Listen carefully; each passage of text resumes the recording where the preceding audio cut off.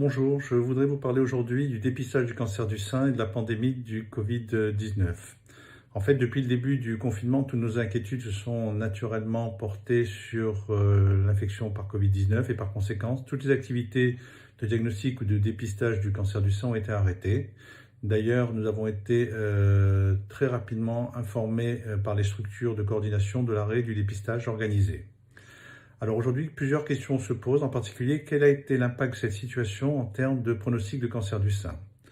Eh bien, les nouvelles sont plutôt bonnes, puisque en raison de l'évolution lente de ce cancer, le retard de 2 à 3 mois de dépistage du cancer du sein aura peu d'impact en termes de pronostic. Maintenant, pendant cette période de déconfinement, le dépistage individuel par mammographie et échographie mammaire peut et doit être réalisé, même si pour le moment, le dépistage organisé n'a pas repris. Quand et qui doit effectuer ce dépistage? En fait, la réponse dépend de l'évaluation de la balance bénéfice-risque. Bénéfice, c'est celui que vous connaissez, à savoir la réduction de mortalité de 20 à 30% par rapport au risque infectieux par Covid-19. Donc, il faut, pour répondre à cette question, distinguer plusieurs situations.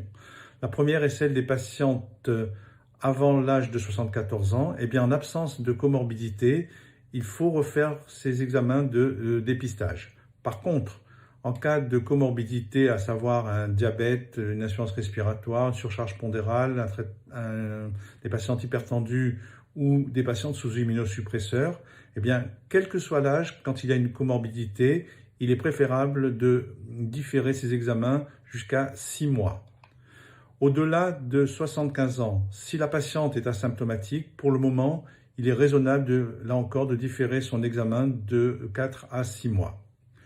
Pour les patientes à haut risque familial, qui sont normalement suivies par mammographie, échographie ou IRM, ou pour les patientes qui présentent des symptômes, une masse, un écoulement, un sein inflammatoire, il est impératif de consulter son médecin et de venir rapidement pour réaliser ces examens d'imagerie. Dernière situation, c'est celle de patientes suivies pour cancer du sein. Eh bien, là encore, on peut rassurer ces patientes puisqu'on estime qu'il n'y a pas de perte de chance due au retard de 2 à 3 mois à la réalisation de leur bilan pendant cette période de confinement. Aujourd'hui, afin de réaliser ces examens dans les centres d'imagerie, il est important de filtrer les patientes potentiellement porteuses du virus et donc avec un risque de contagiosité. Pour cela, lors de la prise de rendez-vous, on s'informe sur les risques du patient d'être Covid+, par la demande de symptômes qui sont maintenant largement connus.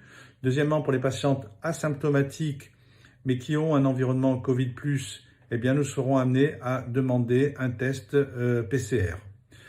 Une des raisons principales de l'abandon des examens de dépistage et de diagnostic pendant la phase de confinement, et cela était vrai bien sûr dans tous les secteurs médicaux, c'est naturellement la peur de la contamination. Donc aujourd'hui, nous pouvons rassurer les patientes car toutes les mesures d'hygiène et de protection sont mises en place, à savoir le gel hydroalcoolique qui est présent en arrivant au centre, qui est présent en salle d'attente et avant chaque examen, donc en salle d'examen, la mise en place obligatoire des masques chirurgicaux pour les patientes et éventuellement, si elles n'en ont pas, qui sera proposé par le centre d'imagerie.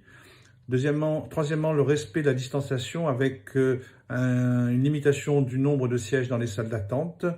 Et là encore, afin de limiter le nombre de patientes en salle d'attente, nous demandons à ce que les accompagnants ne soient pas présents et de ne pas arriver trop tôt pour les examens afin de limiter l'encombrement des salles d'attente.